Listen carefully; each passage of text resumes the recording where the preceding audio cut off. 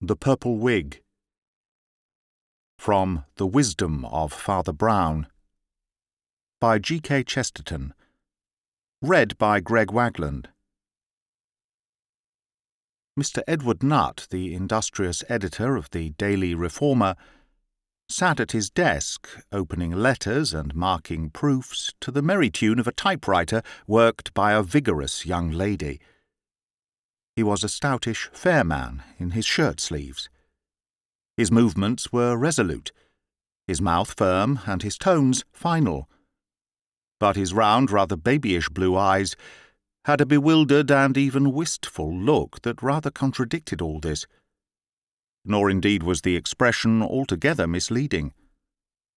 It might truly be said of him, as for many journalists in authority, that his most familiar emotion was one of continuous fear of libel actions, fear of lost advertisements, fear of misprints, fear of the sack. His life was a series of distracted compromises between the proprietor of the paper and of him, who was a senile soap boiler with 3 ineradicable mistakes in his mind, and the very able staff he had collected to run the paper, some of whom were brilliant and experienced men and, what was even worse, sincere enthusiasts for the political policy of the paper. A letter from one of these lay immediately before him, and rapid and resolute as he was, he seemed almost to hesitate before opening it.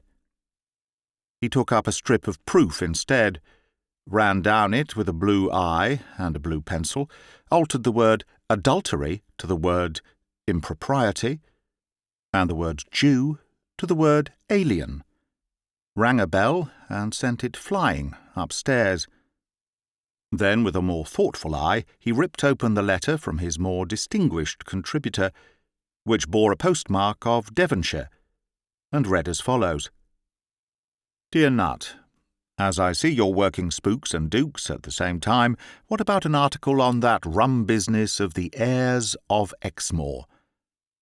Or, as the old women call it down here, the devil's ear of air. The head of the family, you know, is the Duke of Exmoor. He is one of the few really stiff old Tory aristocrats left. A sound old crusted tyrant. It is quite in our line to make trouble about.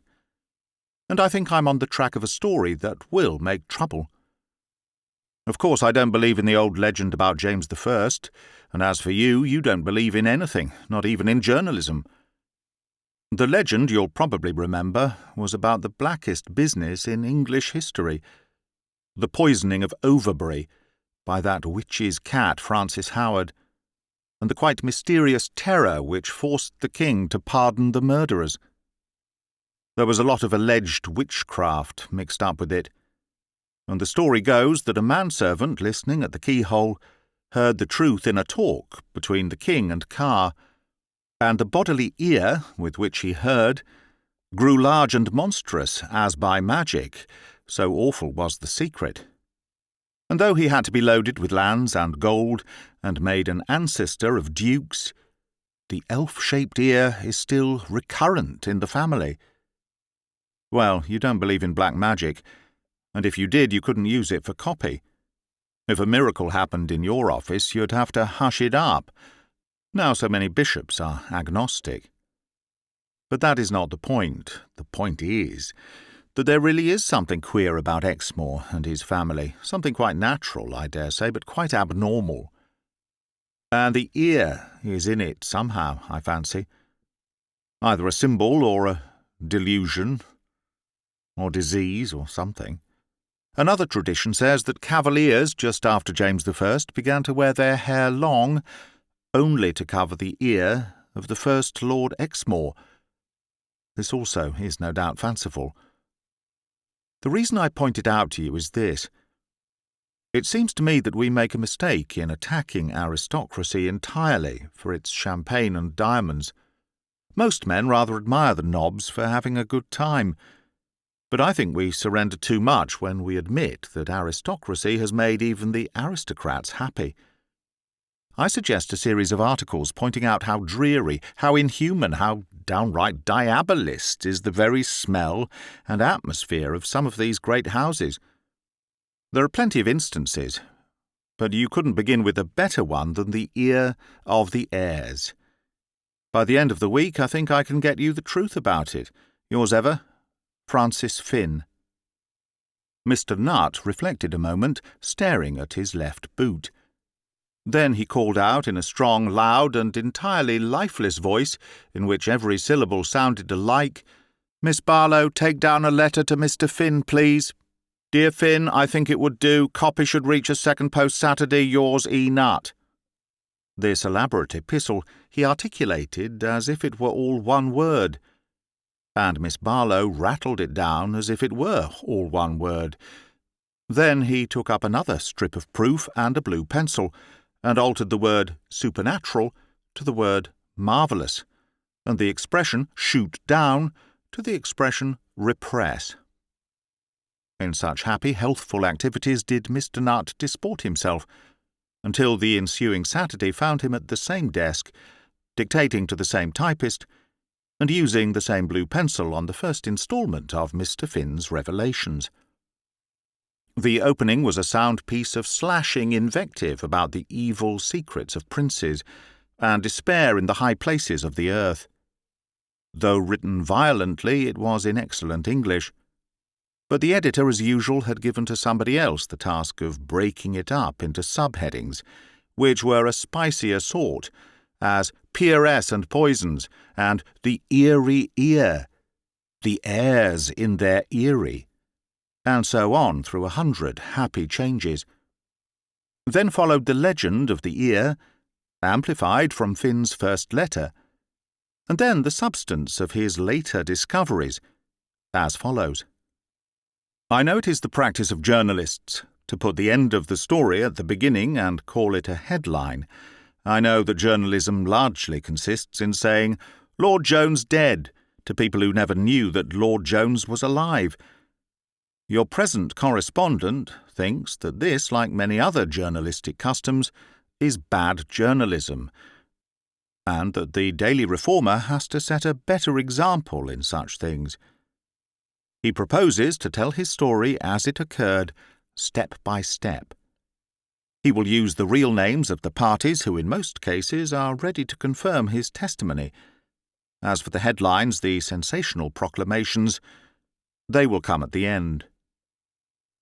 I was walking along a public path that threads through a private Devonshire orchard and seems to point towards Devonshire cider, when I came suddenly upon just such a place as the path suggested. It was a long, low inn, consisting really of a cottage and 2 barns, thatched all over with the thatch that looks like brown and grey hair grown before history. But outside the door was a sign which called it the Blue Dragon, and under the sign was one of those long rustic tables that used to stand outside most of the free English inns, before teetotalers and brewers between them destroyed freedom. And at this table sat 3 gentlemen, who might have lived 100 years ago. Now that I know them all better, there is no difficulty about disentangling the impressions, but just then they looked like 3 very solid ghosts. The dominant figure, both because he was bigger in all 3 dimensions and because he sat centrally in the length of the table facing me, was a tall, fat man dressed completely in black, with a rubicund, even apoplectic visage, but a rather bald and rather bothered brow. Looking at him again, more strictly, I could not exactly say what it was that gave me the sense of antiquity, except the antique cut of his white clerical necktie and the barred wrinkles across his brow.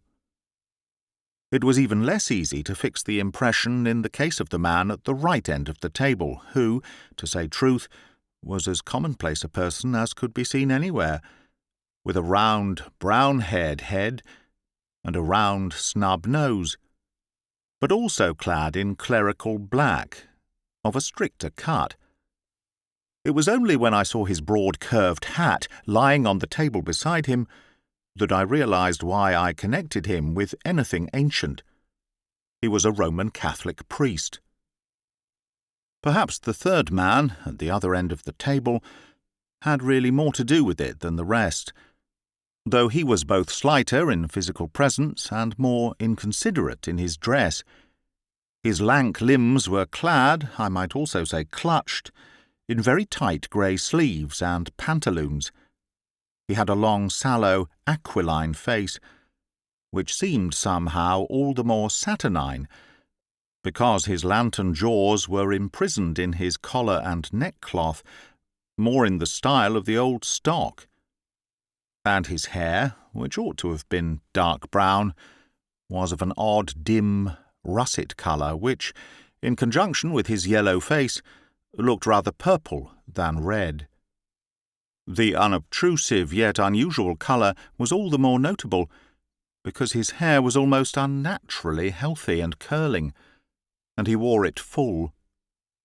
But after all analysis, I inclined to think that what gave me my first old-fashioned impression was simply a set of tall, old-fashioned wine-glasses, 1 or 2 lemons, and 2 churchwarden pipes, and also perhaps the old-world errand on which I had come.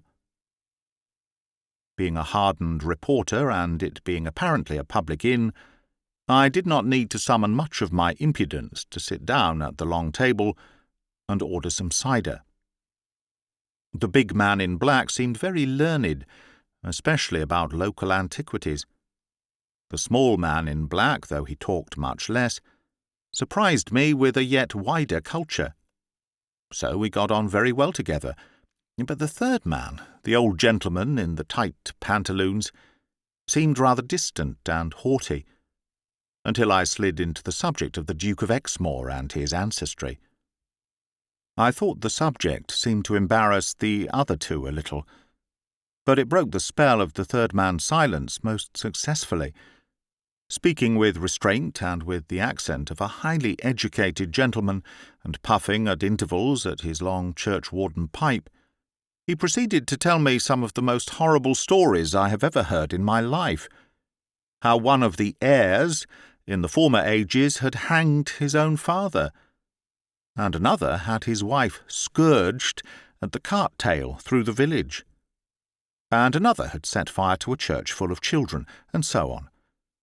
Some of the tales, indeed, are not fit for public print, such as the story of the Scarlet Nuns, the abominable story of the spotted dog, or the thing that was done in the quarry. And all this red roll of impieties came from his thin, genteel lips rather primly than otherwise, as he sat sipping the wine out of his tall, thin glass.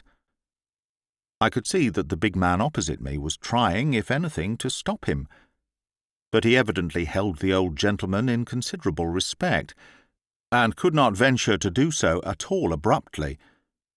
And the little priest at the other end of the table, though free from any such air of embarrassment, looked steadily at the table and seemed to listen to the recital with great pain, as well as he might. "You don't seem," I said to the narrator, "to be very fond of the Exmoor pedigree." He looked at me a moment, his lips still prim, but whitening and tightening.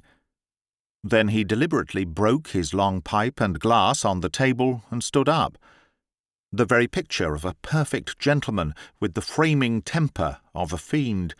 "These gentlemen," he said, "will tell you whether I have cause to like it. The curse of the heirs of old has lain heavy on this country, and many have suffered from it. They know there are none who have suffered from it as I have." And with that he crushed a piece of the fallen glass under his heel, and strode away among the green twilight of the twinkling apple trees. "That is an extraordinary old gentleman," I said to the other two. "Do you happen to know what the Exmoor family has done to him? Who is he?" The big man in black was staring at me with the wild air of a baffled bull. He did not at first seem to take it in. Then he said at last, "Don't you know who he is?" I reaffirmed my ignorance, and there was another silence. Then the little priest said, still looking at the table, "That is the Duke of Exmoor." Then, before I could collect my scattered senses, he added equally quietly, but with an air of regularizing things, "My friend here is Dr. Mull, the Duke's librarian. My name is Brown." "But," I stammered, "if that is the Duke, why does he damn all the old dukes like that?" "He seems really to believe," answered the priest called Brown, "that they have left a curse on him." Then he added with some irrelevance, "That's why he wears a wig." It was a few moments before his meaning dawned on me. "You don't mean that fable about the fantastic ear?" I demanded. "I've heard of it, of course, but surely it must be a superstitious yarn spun out of something much simpler. I've sometimes thought it was a wild version of one of those mutilation stories. They used to crop criminals' ears in the 16th century. "I hardly think it was that," answered the little man thoughtfully. "But it is not outside ordinary science or natural law for a family to have some deformity frequently reappearing, such as one ear bigger than the other."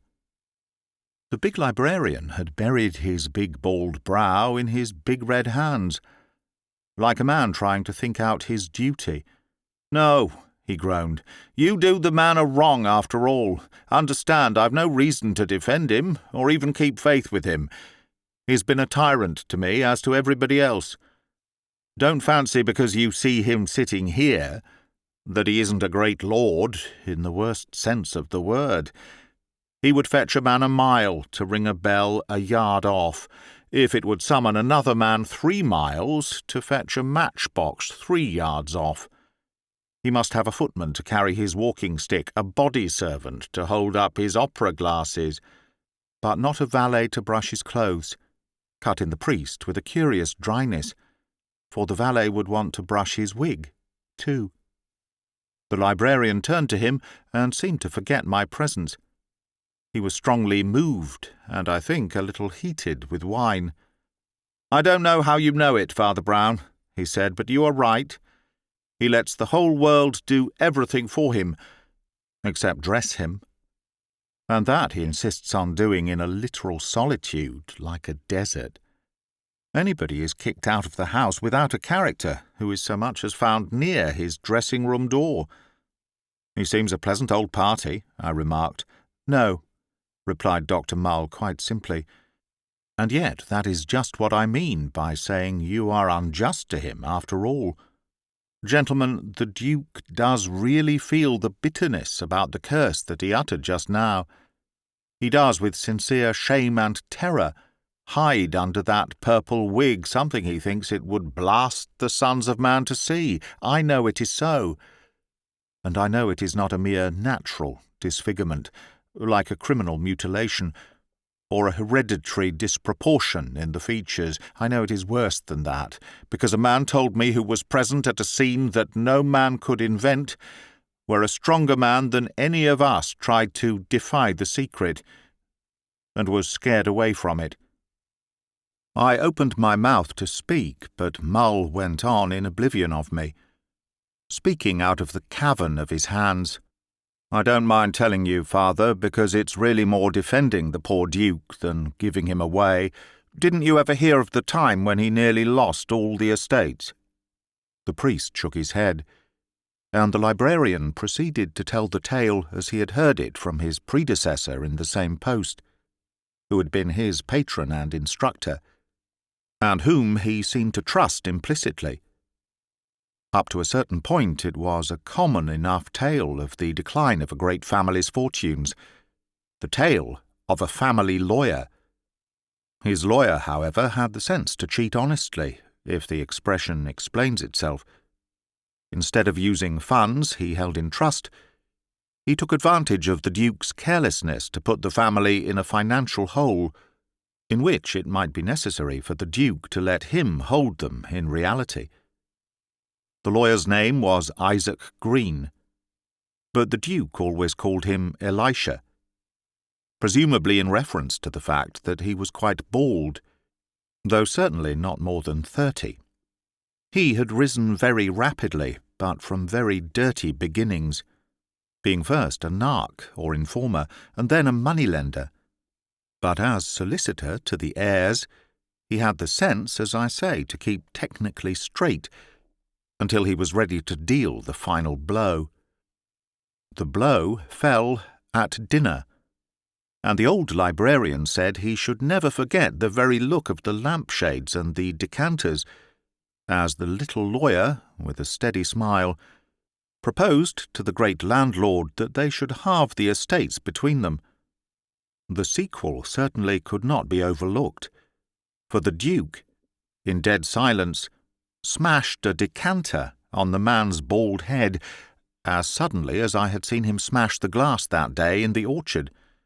It left a red triangular scar on the scalp, and the lawyer's eyes altered, but not his smile.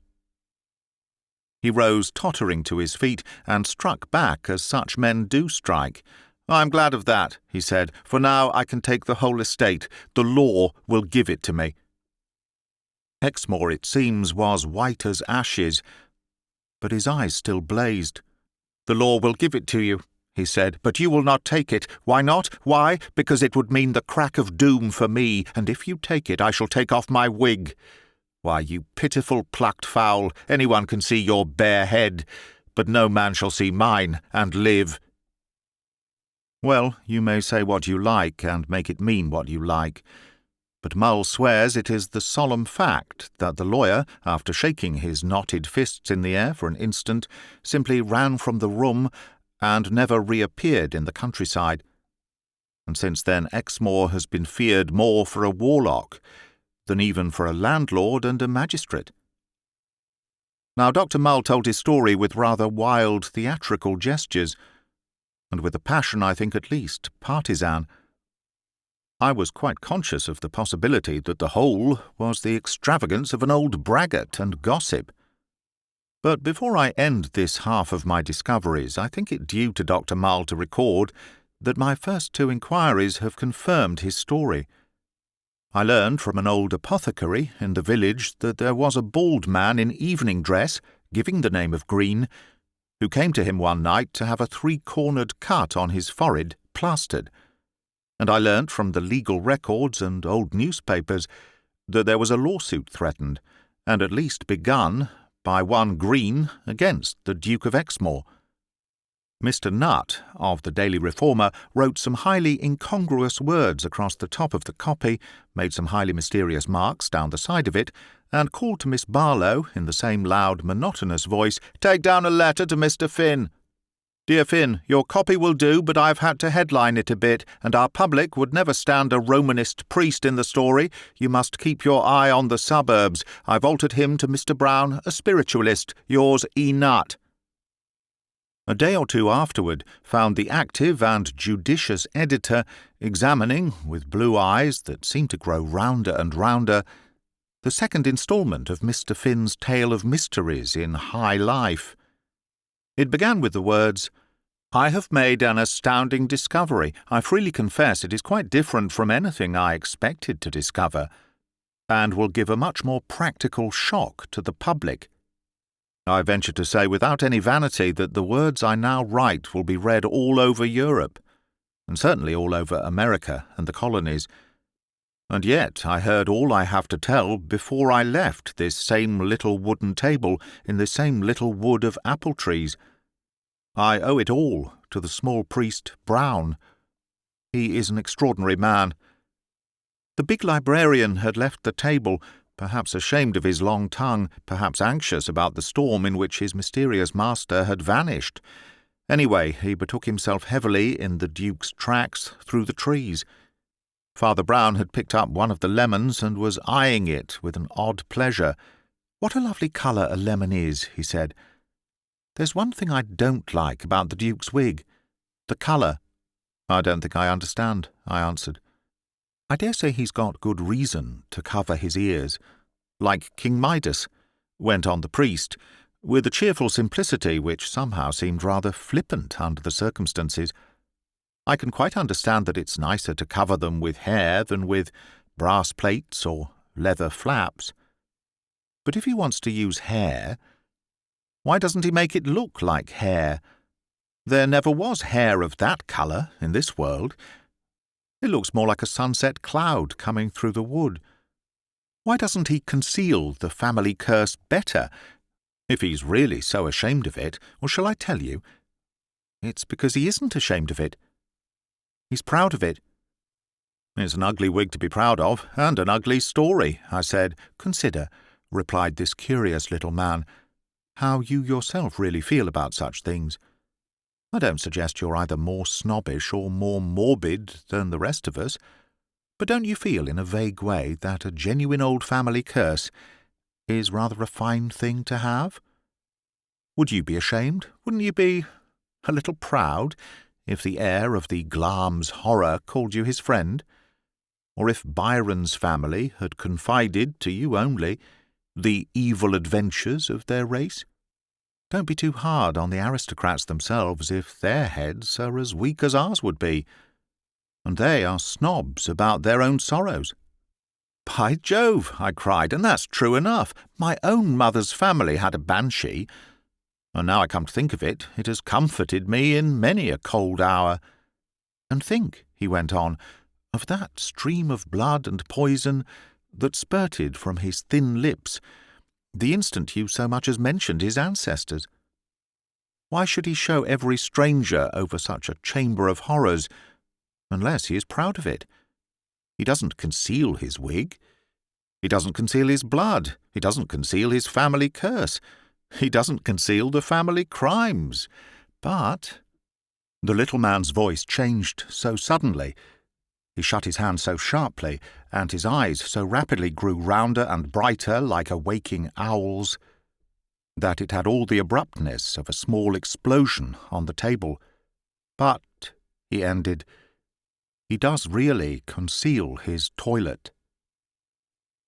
It somehow completed the thrill of my fanciful nerves that at that instant the Duke appeared again silently among the glimmering trees, with his soft foot and sunset-hued hair, coming round the corner of the house in company with his librarian.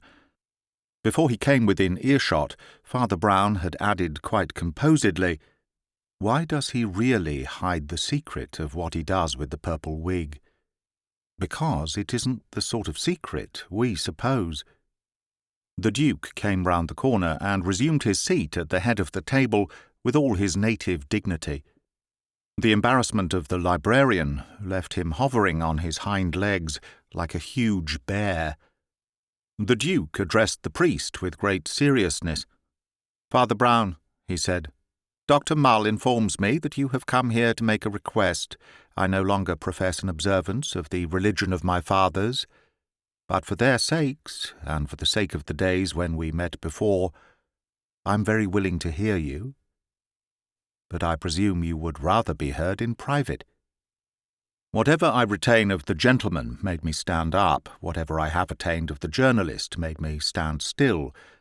Before this paralysis could pass, the priest had made a momentarily detaining motion.